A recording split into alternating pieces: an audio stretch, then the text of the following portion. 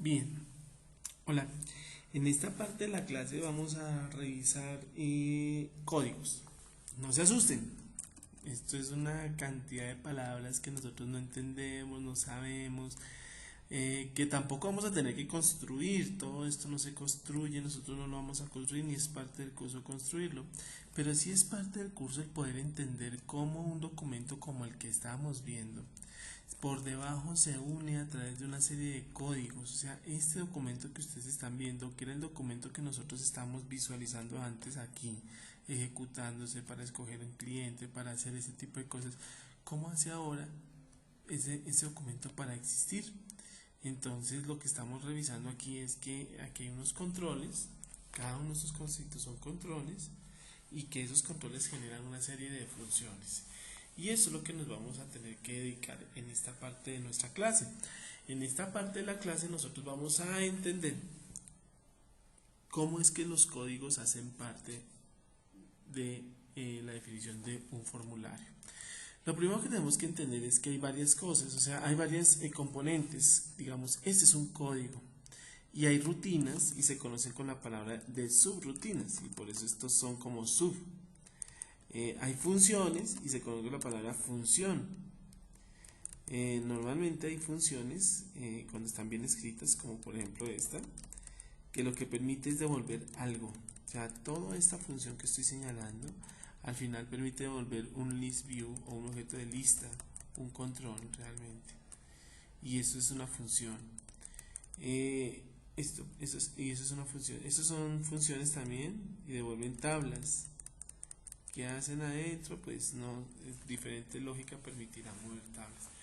Los códigos son de las cosas más ingeniosas, es como construir música, es como cuando uno construye una canción o toca una canción en la guitarra. O sea, las herramientas administrativas son la guitarra, pero el talento que se construye dentro de esas herramientas son los programas y son las canciones realmente. Los programas los hacen los desarrolladores de software. Ellos son los encargados y tienen una formación para el desarrollo de lógica y demás. Pero nosotros como usuarios debemos entender que cada una de estas funciones que estamos viendo acá, cada uno de estos códigos están siendo unidos a un elemento en particular dentro de un formulario en particular. Entonces vamos a encontrar vamos a ver. Bueno, primero aclarar que existen funciones y rutinas. Las funciones tienen como naturaleza devolver cosas y la rutina solo de ejecutar. Pero veamos, por ejemplo, cómo se enlazan. Entonces, por ejemplo, yo quiero validar la TRM. Entonces, seguramente cuando hay doble clic a TRM, a mí me va a decir, bueno, o vamos a buscar un control de TRM. El TRM tiene un nombre. Entonces, vamos a buscar ese control. TX. Vamos a buscar el control T. Vamos a la gráfica, a primer modelo. Este control, que es una caja de texto, debe tener un nombre. ¿Cómo se llama ese control?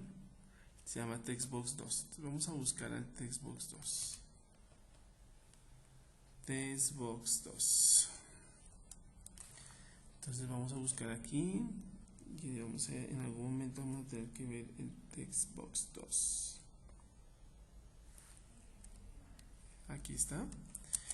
Y el textbox 2 va a tener un evento que se llama validating. Validating significa las instrucciones que él tiene que hacer una vez el texto se haya llenado.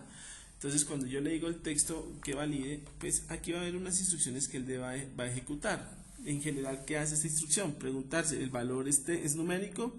Si no es numérico, póngalo en 1. ¿Sí? Y al final, ese valor o ese control, el textbox 2, formátelo en moneda con 2 decimales. Y eso es lo que hacemos con la segunda instrucción. Este evento permite que sucedan cosas como esta. Entonces, como es en el textbox 2 y está validando, significa que cuando yo vaya a ejecutar al TRM, preciso el que no estoy mirando. Ok. No hay ningún problema. Vamos a hacerlo con otro control. Vamos a adicionar un producto en la lista de productos.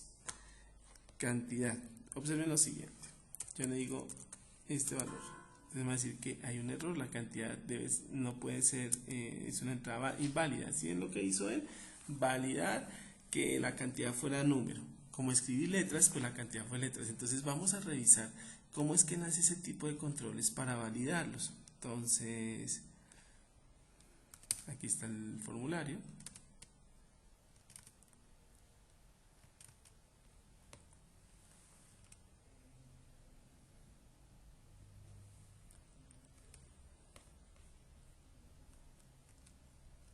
Vamos a cerrar todo.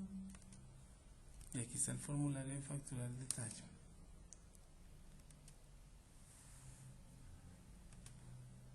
Vamos a abrir el formulario. Entonces, ese es el formulario. ¿Por qué cantidad? Cuando yo le meto cantidad, un término que son solo letras, ¿qué hace él? Entonces, hay un textbox 3, se llama así el control. Vamos a buscar el textbox 3.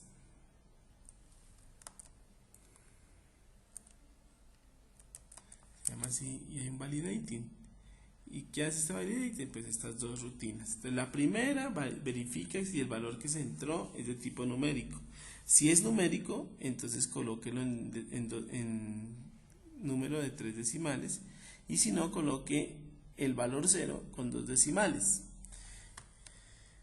Y después formateamos el número, el valor que está en la caja con 3. Entonces, eso es lo que permite que yo pueda validar que estoy entrando números. Entonces, observen, el mecanismo es que yo tengo un objeto, un control, en este caso el textbox 3, o sea, esta que es la cantidad. Y para verificar, y lo que yo hago es verificar que el valor que estoy metiendo ahí es correcto, pero para eso lo tengo que enlazar con un código. Y ese código pues es el que estábamos revisando en un momento, hace un momento, que decíamos textbox 3 validate. Entonces observen, estos son los dos componentes. Muy bien. Y así los formularios tienen lógicas. Esta harán ciertas cosas y cada cosa pues tendrá una forma de ser presentada y los programadores diseñan. Sin embargo, lo más importante es que ustedes entiendan que así nosotros no vayamos a aprender sobre programación. Sí es importante entender que allá en esos códigos están las validaciones. Y yo puedo validar una fecha, puedo validar un número, puedo validar una entrada de datos, que entraron las palabras incorrectas, y todo se puede hacer alrededor del ciclo de programación.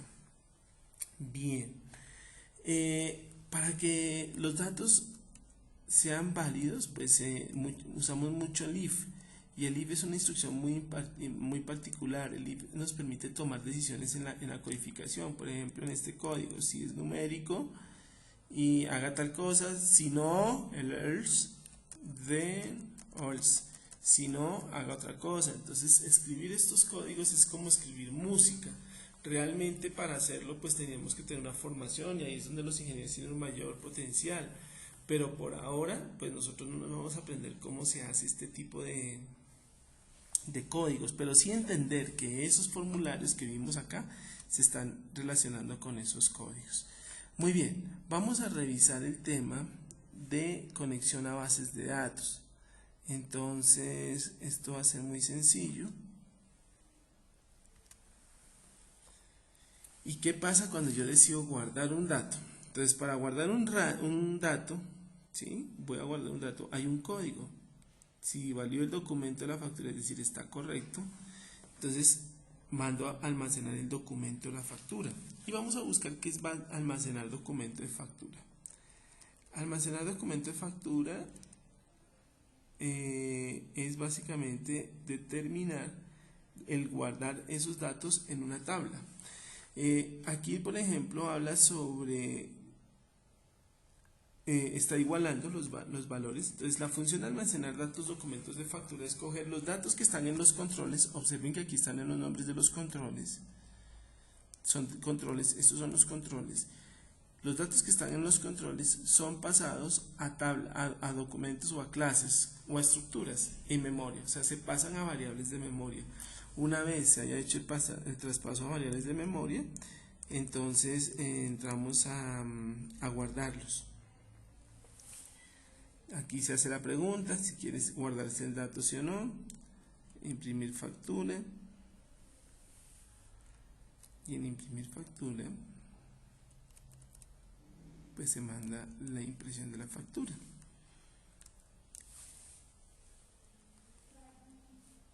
Muy bien, fíjense que aquí es importante ver que los códigos están respondiendo a esos controles. Vamos a buscar ahora el código que me permite almacenar los datos. Ya vimos que los datos se pasaron a memoria, pero ahora tenemos que entrar a ver esos datos cómo se graban, y eso es lo que vamos a descubrir en este código. Entonces estos son códigos muy complejos, ustedes no tienen por qué saberlos. Aquí creo que está.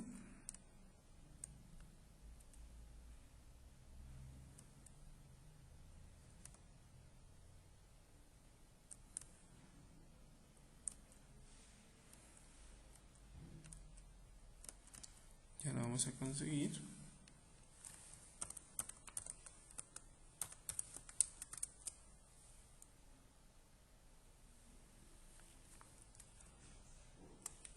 Vamos a buscar la conexión, la cadena del código. Aquí está.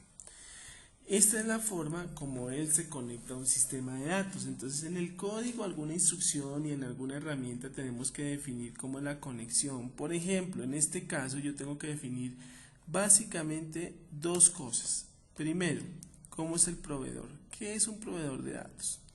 Un proveedor de datos es como un diccionario. Entonces, si yo voy a guardar en Access, yo necesito coger lo que está en memoria y pasarlo a Access, y utilizo un diccionario que permite ser compatible el Access con lo que está en memoria. Si voy a utilizar un Oracle, pues cojo un diccionario que me permite a mí leer los datos que están en memoria y pasarlos a Oracle. Entonces, el proveedor es importante. Este proveedor nos dice que lo que vamos a hacer es guardar en Microsoft ASOLDB versión 12, y eso se denomina un proveedor de Access para Office.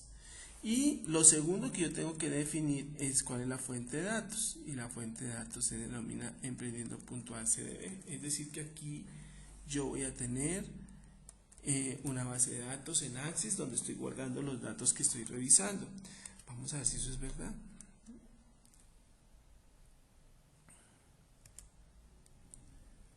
Emprendiendo.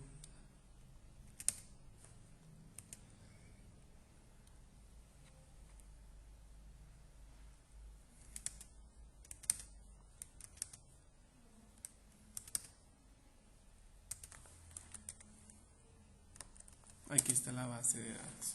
Y esta base de datos de Access pues tiene todo el sistema de información, que fue lo primero que aprendimos a hacer nosotros. Y cómo y es donde él se conecta para guardar todos los datos que tenemos. Y así es como nos conectamos a los datos. Entonces, para conectarnos a los datos, primero pues yo capturo los datos a través de una capa de aplicación, formulario, memoria. Es un mecanismo que puede ejecutar esos datos en el sistema de datos. Entonces, ¿cuáles son los elementos del objeto? ¿Qué tiene que decir conexión? Dos cosas. ¿Cuál es el internet? ¿Cómo lo que me está haciendo en datos? Sistema de base de datos. Y lo segundo que tienen que ustedes identificar es la fuente, o sea, ¿dónde los voy a guardar? ¿Cómo se llama esa base de datos? Bien, espero ser claro. Eso no necesita su. Y entonces un resumen de lo que hemos visto. Los que ya la han leído me los felicito, es muy chévere que lleguen con esas nociones ya al salón de clase. Y la unidad 2 los que no lo han hecho, yo los invito a que lo hagamos, y habla sobre cómo son las implementaciones de consulta y de datos. Bien, ahí está el objetivo, las aplicaciones y sus características, qué es una aplicación, cuáles son sus características, las capas de aplicación, cómo funcionan. Aquí hay un ejemplo, el ejemplo que vimos de datos que se puede utilizar. Aquí estamos viendo qué son los controles o la lista de controles, qué podemos hacer en esos controles, cómo los podemos utilizar. Algunas señalizaciones de la pantalla que estuvimos revisando.